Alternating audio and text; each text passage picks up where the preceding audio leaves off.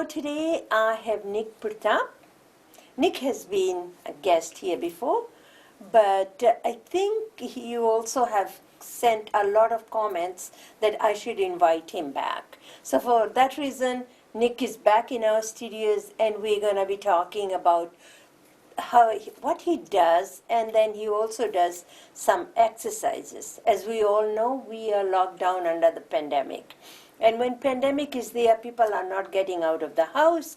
So these are simple moves that one can do in homes, a comfort of your own homes. So Nick is here to do that. So Nick, welcome first of all. Yes, thank you You for having are me very back. popular. Yeah, People thank you. have been asking about you, that we should invite you back. Because the last time when you were here, you did some exercise and they were simple and they really liked that. So what we're going to talk today is talk about you during the pandemic. I know you work with a patient who have cancer survivors, and so right now, because due to the lockdown, mostly you are working from home. Talk about your work first. Yeah. So again, thank you for having me back. It's always a pleasure talking to you, Kamilla. So primarily I work at Vancouver Coastal Health, VGH, and my primary line of work is through working with heart patients. So once the patient has, their bypass surgery, a stent after having a heart attack, basically, they come into our program and we put them through a 6-month exercise rehabilitation program. And the focus is obviously on exercise, but we have a dietary component as well as a psychosocial, so they get support from a mental health standpoint.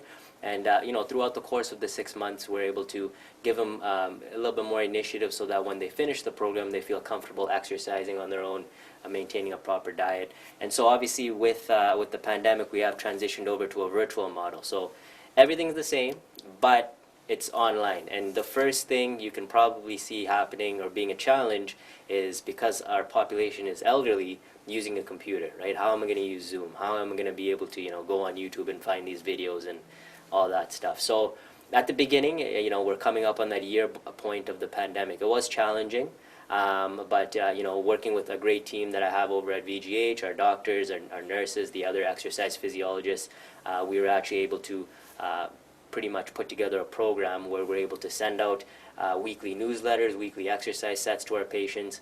We check in with our patients once a week. If there's any concern from an exercise end, we talk to them. If we have any medical concerns, we'll refer them to our doctor.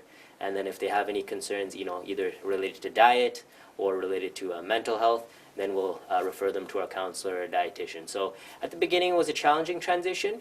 Obviously, it's always nice to be able to see people in person, which we're hoping to do, soon as the vaccines start rolling out. But overall, I think the patients have appreciated it, because another big thing, and we're going to talk about it later today, is the mental health, right? A lot of the seniors have been shut down. They're not able to see their family members. They can't even see their grandkids. So just that communication, even if it's just a quick check-in, how you doing, so-and-so, how have you been feeling? That little check-in goes a very long way right now, and so they're very appreciative, and it's been very rewarding being able to help them during these times. So even though we are under lockdown, the surgeries, people that have heart attack or something, that still happens, that still goes on, and people during the recovery and all that, they are still contacting you. Are they open to come join the group, or they are a little bit reluctant? Yeah, so initially how the whole process would work, like you said, they get referred by their doctor, family doctor, cardiologist. They come to our program, and then we exercise in person. But obviously that can't happen. So the initial hesitancy, once they contact our program, our secretary and our MOA staff are able to let them know that, this isn't in person, so we will have to be doing this over computer. So right away, if they don't feel comfortable, then they'll just say, I'll wait maybe until the program is in person, which I would say is probably the wrong thing to do, right? Because immediately after your surgery, you want to be starting to move. You want to be starting to implement lifestyle changes into your everyday life, right? So what we've kind of changed the dialect now a little bit, and we're promoting that, okay, at least give this a try for a month. There's many ways where we can make the program easier. Even if you're not computer savvy, we're still mailing things, right? If someone doesn't feel comfortable on a computer, we'll mail you documents. We'll check in with you over telephone if you don't feel comfortable doing Zoom calls, right? And so, you know, we don't want the technology or, you know, the fear of going onto a computer to be a hindrance to people. So, you know, we're still learning too, but we're trying our very best to make sure that we're encompassing it so it helps everyone. And at the beginning it was challenging, but we're finding more and more people are getting on board now. Mm-hmm. And I also think those seniors, maybe they don't have access to computer and they don't know how to use the Zoom or the computer, so that could be challenging as well. Mm-hmm. And when the people have their surgery, it's not like you can wait a year until things open up, Yeah. because the healing needs to happen, Yeah. you know, and it has to happen as soon as possible. So what would your day-to-day job would be like if everything was back to normal? Like when the patient comes in, do you do one-on-one, doing exercise, movements, diet and everything, or do you wait, or do you do that thing in a group setting? Yeah, it's a good question. So right now, so if it was in person, it's in a group setting, right? So we have a designated time slots throughout the day where each of the exercise physiologists, or also known as case managers, we have our specific caseload come in, or our patients we're working with at, you know, let's say 9 o'clock on a Wednesday. So for that hour block, they're under our care. We have myself working with a fitness instructor. Mm-hmm. I'm there for medical supervision, and we have our fitness instructor there to lead the exercise class. So if you're a brand new patient, I'll use that as an example. If you're a brand new patient, you come into class, first thing we do is we start off with vitals. So we do a blood pressure check, a heart rate check. If you're diabetic, we're going to check your blood sugar levels just to make sure that they're normal. Once you do that, then we hook you up to what we call the telemetry. So I'm sure people have had this done before. It's those stickers you put on your chest. Yeah. It shows the ECG rhythm, so that we can see how does your heart rate and rhythm look as you exercise, right? So after that's done, then our exercise leader or instructor will start the class with a warm-up, so 10 minutes of very easy movements. After that, we put you onto an exercise machine, so, you know, whether it's a treadmill, elliptical, exercise bike, each person is catered a little bit differently, right? So based on how you did on your stress test, which is an exercise test, which the results we would have gotten before you started the class, that's how we're able to dictate how hard can we push you. So someone that, you know, can barely walk or is using a cane, I'm going to train very differently from someone that can run on a treadmill, right? So if it's your first class, we just go over how hard you should be working, you know, things you should be looking out for, how to monitor for signs and symptoms, so that not only when you're in the class, you know, you're safe, but when you start to do this stuff outside of class, you're also safe. So once the, you know, 3 different machines for 10 minutes are done, then we finish the class with stretching, cool down. Again, this entire time we're monitoring your heart rate and rhythm. And then before you leave, we do a final vital check. So blood pressure, a heart rate, and blood sugar if you're diabetic. So once that's done, and if everything looks normal, then you're free to go, and then you can come back the following week, same time. Any point throughout. So we do psychosocial analysis. So, you know, we get patients to scale their depression or anger or anxiety or stress on a scale from 0 to 10. If they're scaling kind of, you know, lower end, we'll ask them, you want to join some of our meditation groups or yoga groups? Yes or no, right? If we're seeing that they're scaling, you know, 8 to 10 or 9 or 10 out of 10, we'll let them know. You know, I think a resource like a counselor or a psychiatrist would be beneficial for you. And if they agree, then we refer them over, and it's all in-house. They don't have to go anywhere else, and it's included in our program. So then we refer them to our social worker or psychiatrist. And then lastly, and, you know, I'd say at least 90% of the participants in our program do take advantage of the dietitian, because, you know, diet and exercise go hand in hand, right? And if you want to prevent a future heart event, you want to be eating correctly. So we end up referring a lot of our patients over to the dietitian, which again is in-house. You know, whether you're Punjabi speaking, Hindi speaking, Chinese speaking, whatever your dialect, right? We can always have an interpreter come in and help with the conversation. And yeah, I think most patients are reluctant at first because it's new, and a lot of people don't feel comfortable talking about certain issues. But I think the stigma now is getting away, where it's okay to talk about certain things, right? And so a lot of patients are finding that to be very helpful. So whatever you do at VGH, are you only seeing the patient that had surgery at VGH, or you also take the patient from RCH or St. Paul's Hospital? These are the 3 major hospitals that they do open heart surgery. So you take the patient from other hospitals as well? Yeah, so it really comes down to the municipalities, right? So obviously we have our different health authorities, Fraser Health, Yeah. RCH, Providence Health, St. Paul's, we're Vancouver Coastal Health. So if your address is in our area, Yeah. then yeah, you'll be referred by your cardiologist to us because it's just more convenient and it's closer for you to drive to. If you're someone that lives in Abbotsford, you're going to be referred to the Abbotsford program. If you're in Surrey, Surrey program. If you're New West, they have some programs out in Port Moody, Coquitlam area. So we try to make it as convenient as we can for the participant. There are certain programs that we have within our program that are specific to us. There's some coronary artery diseases such as SCAD that happen primarily in middle-aged women that we specialize in. So patients will actually get referred to us for those situations. But even with us, if we're like, hey, you come all the way from Abbotsford to our VGH program, why not just go to the program there? So we'll refer them over to that clinic. We all do the same care at the end of the day. The main thing is we want to make sure that the client will show up, and getting away from those barriers of travel is one of the big things. Yeah.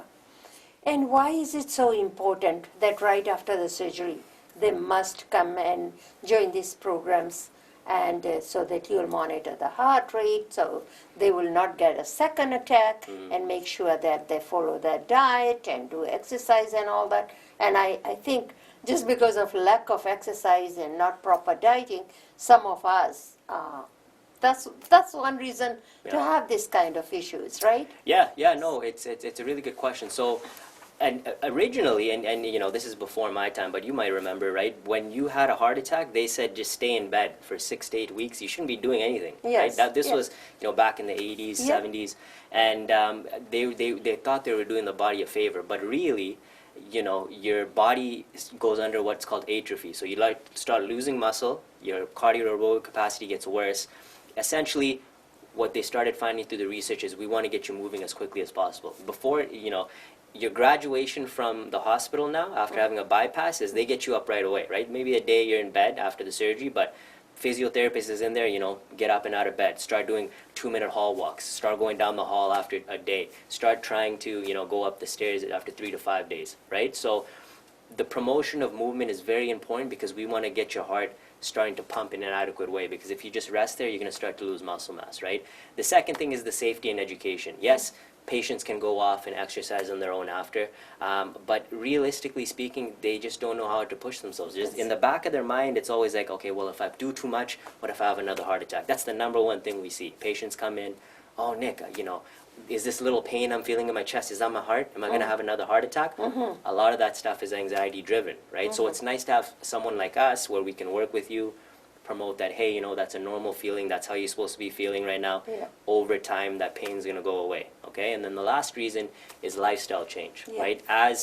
After a heart event, the number one thing we want to do, the goal, is to prevent another heart attack from happening now, right? So on top of exercise, what can we do to change your diet? What can we do to manage any stress in your life? What can we do to start promoting more exercise in your life throughout the week so that, I'm not guaranteeing another heart attack won't happen, but, we want to make sure that we significantly reduce the chances of another one happening, right? And other questions come up like, medication questions, or how am I supposed to be feeling on these medications, or because when you're in a doctor's office, you only have 5 minutes, Yeah. right? You don't have a lot of time to get your questions answered. It's like, here's a medication, I'll see you in 6 months, right? Yeah. At least in our setting, you can come sit down, we really, make you understand, okay, this is why you're taking this medication, because now a lot of people are just popping pills, whatever, especially Yeah. the older generation. Yeah. The younger generation wants to know why I'm taking these, and if they can come off of them, then obviously they want to, right? So we educate them on that, we educate them on dietary topics, and we just want to give them enough education so that they feel comfortable once they leave our program, they can, exercise and be comfortable on their own. So let's talk a little bit about the mental health of a patient, because with the heart surgery, can a person get another heart surgery one after the other? Does that happen? And what about women? What percentage of women also have this open heart surgery and cardiovascular disease? Yeah. Because sometimes they say women get left out because when person is having heart attack or chest pain and all that, there's so much emphasis put on men, because there was a time that only men were having heart attacks, where women were also having heart attacks, but the emphasis were not there. Now they're paying a little bit more attention because women's heart attack signs and symptoms are much different than men. So what percentage of women also join your program? Yeah, it's a really good question. So for your first question, can a surgery happen back to back? It's very unlikely, but there are situations where a patient may actually have a stroke during surgery, right? It's a very small percentage, but if that's the case, then yes, they have to put you on certain medications. In terms of cutting the sternum open again, a very unlikely chance of that happening. But now they have to manage the symptoms of like a stroke.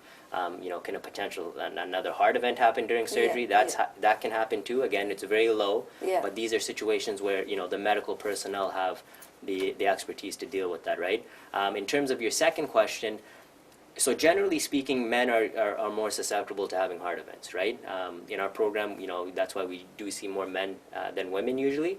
However, after a certain age, the risk factors for females does go up for having a heart event, right? And I mean, I'm sure you can suspect what that is after going through menopause, right? And the female hormone, the progesterone and estrogen, is almost like a protective factor in a woman. And once those levels start to go down, you become more susceptible to having a heart event. So, we see some of the younger ladies coming to our program, but we start to see more, ladies in their 60s, 70s showing up. And, to be quite honest with you, I think in this, especially just living in North America, there's we call environmental factors that are driving more females to come in. So it's not necessarily, being older age or hereditary and genetics. Those play a role, right? But now it's, this lady's not eating well, right? She just gained 30, 40 pounds, increases the risk of heart disease.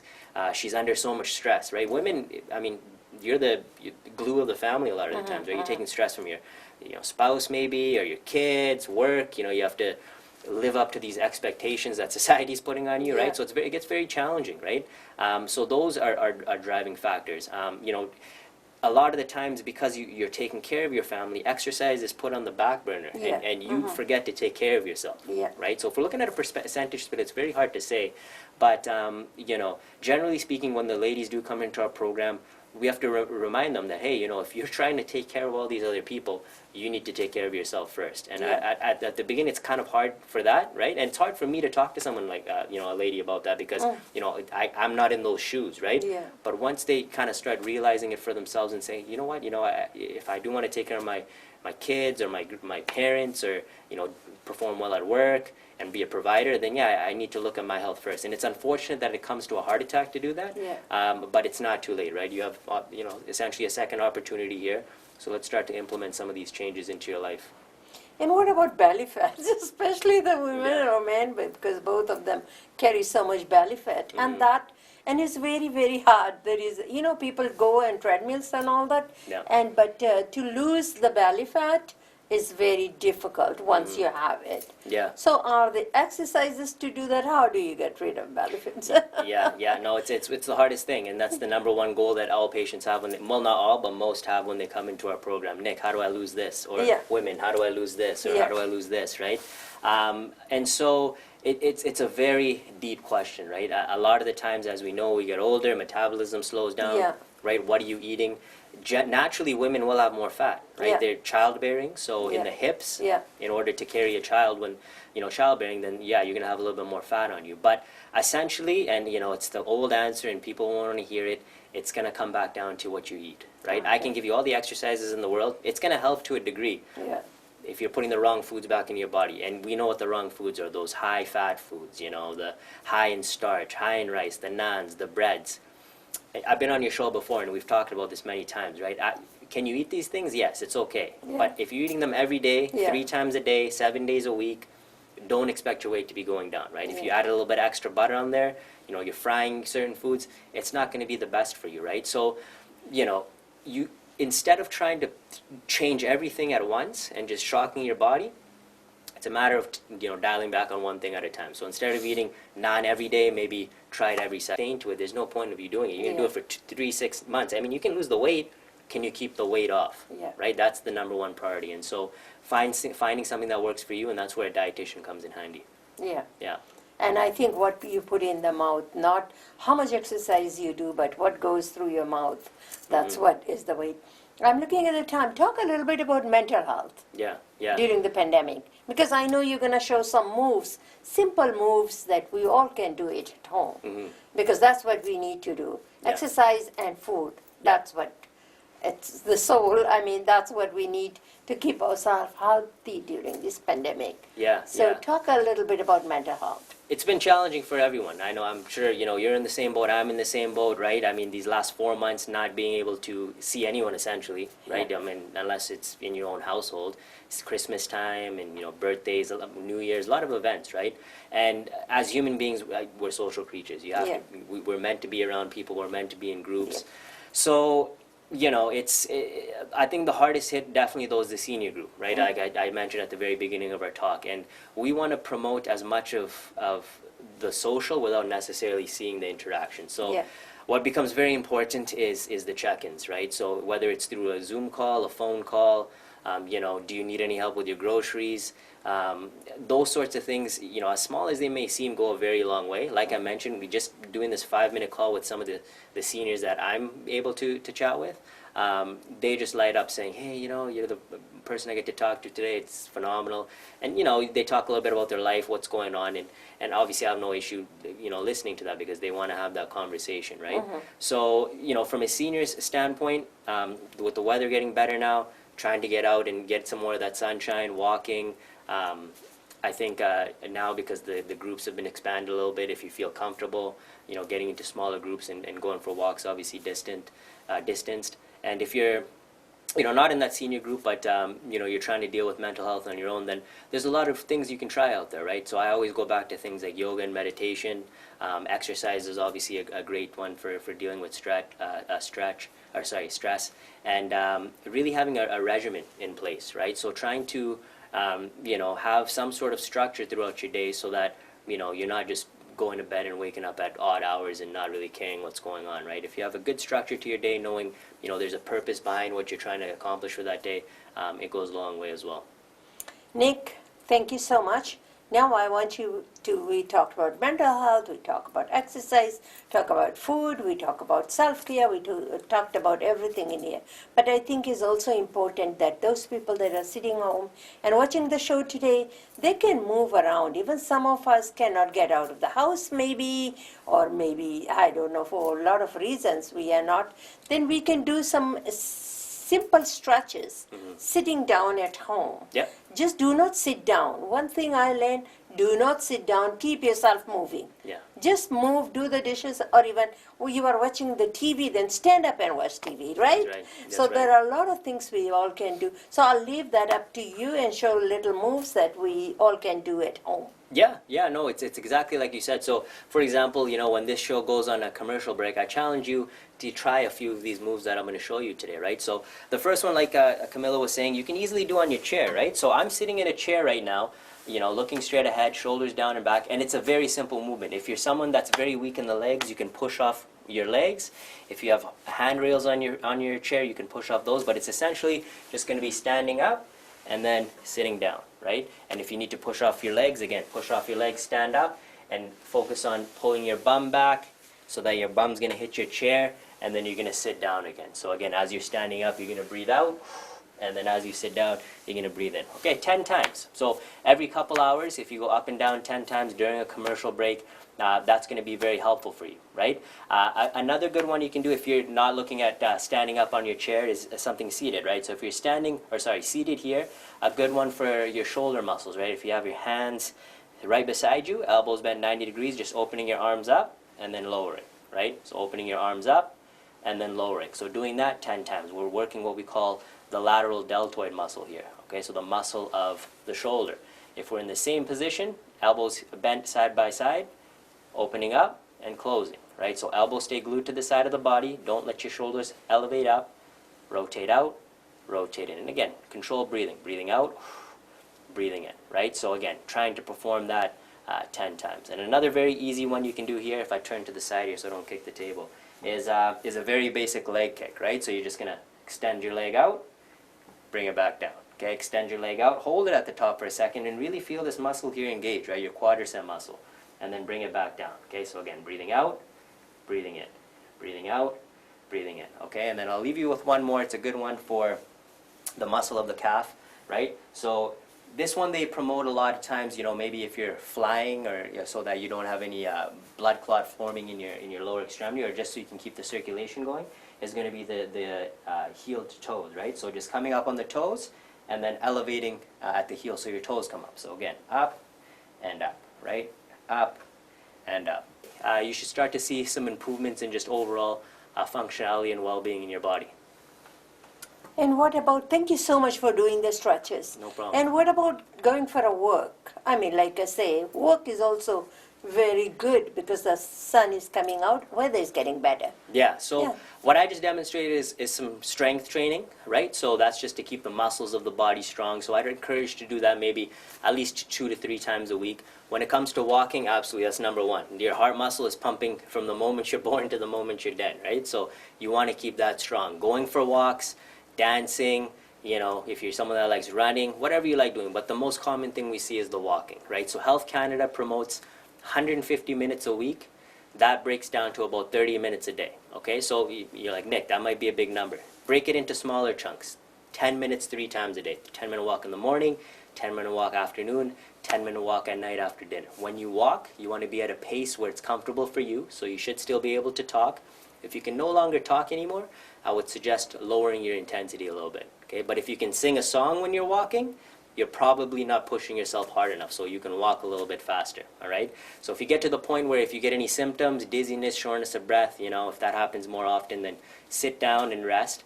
If it's not going away, or if you're noticing that it's happening more and more often, then it's something you should follow up with your doctor about, okay? But at least aim for at least 30 minutes a day, 5 times a week of doing some sort of cardio. Walking is very important, and that'll be very helpful for you. Thank you so much, Nick, because I'm looking at the time. We passed the time. No No, problem, but yeah. anyways, thank you so much for coming in and showing simple moves and why it's also working. If you can't do anything, go out and get some fresh air and go out for work. Thank you so much for watching Kamilla Singh Show today.